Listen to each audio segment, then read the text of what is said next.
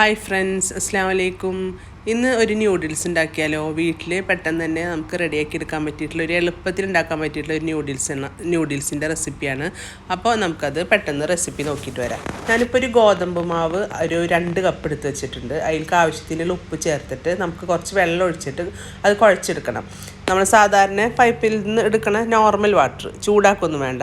ആ വെള്ളം ഒഴിച്ചിട്ട് നമുക്കത് കുഴച്ചെടുക്കാം. ഞാനിപ്പോൾ 2 കപ്പ് മൈദപ്പൊടിക്ക് 1 കപ്പ് ഫുള്ളായിട്ട് തന്നെ വെള്ളം വേണ്ടി വന്നിട്ടുണ്ട്. അങ്ങനെ നല്ലോണം കുഴച്ചിട്ട് മാറ്റി വെക്കണം. നമ്മളിത് കുഴക്കുമ്പോൾ നമ്മൾ ചപ്പാത്തിയുടെ മാവിനേക്കാളും ഒരു ഇത്തിരി ലൂസിൽ വേണം കുഴച്ചെടുക്കാൻ വേണ്ടിയിട്ട്. ലാസ്റ്റ് 1 ടേബിൾ സ്പൂൺ ഓയിലും കൂടെ ചേർത്തിട്ട് നല്ലോണം കുഴച്ചെടുക്കുക. അത് നമുക്ക് കാണുമ്പോൾ തന്നെ നിങ്ങൾക്ക് മനസ്സിലാവും ഒരു ഇത്തിരി ലൂസിലാണ് കുഴച്ചെടുത്തിട്ടുള്ളത്. അത് കുഴച്ച് എടുത്ത് മാറ്റി വെച്ചതിന് ശേഷം നമുക്ക് നൂൽപുട്ടിൻ്റെ അച്ചുണ്ടല്ലോ, സേവനാഴി, അതെടുക്കുക. അതെടുത്തിട്ട് അതിലേക്ക് നമുക്ക് വലിയ ഹോൾസ് ഉള്ള അച്ചാണ് വേണ്ടത്.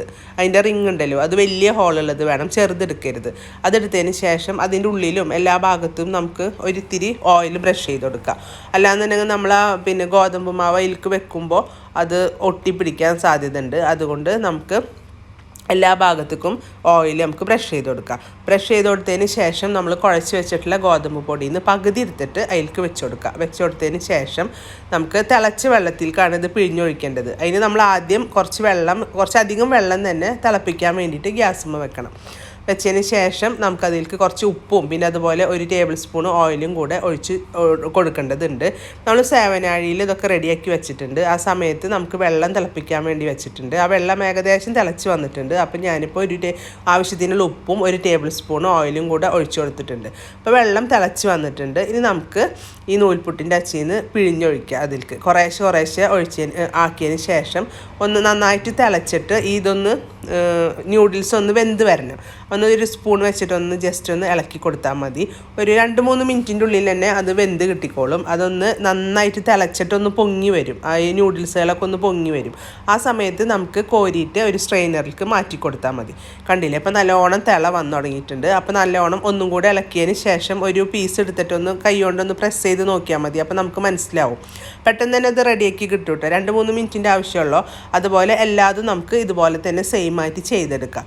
ഇതിപ്പോൾ നമ്മൾ ഫസ്റ്റത്തെ ബാച്ച് റെഡിയായി വന്നിട്ടുണ്ട്. നമുക്കത് കോരിയിട്ട് ഒരു സ്ട്രെയിനറിലേക്ക് മാറ്റി കൊടുക്കാം.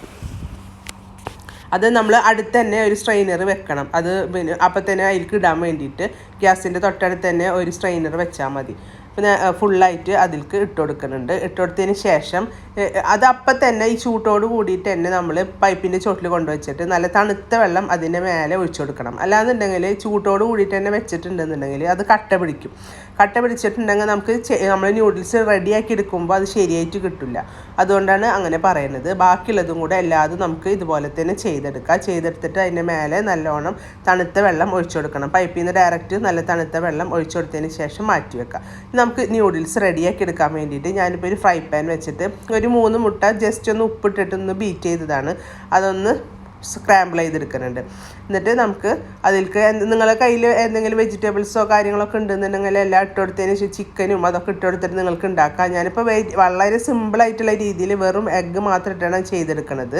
എഗ്ഗ് ഇട്ടതിന് ശേഷം എൻ്റെ കയ്യിലിപ്പോൾ കുറച്ച് ചിക്കൻ്റെ ഗ്രേവി ഇന്നലെ ഉണ്ടാക്കിയത് കുറച്ച് ബാക്കിയിരിക്കുന്നുണ്ട്.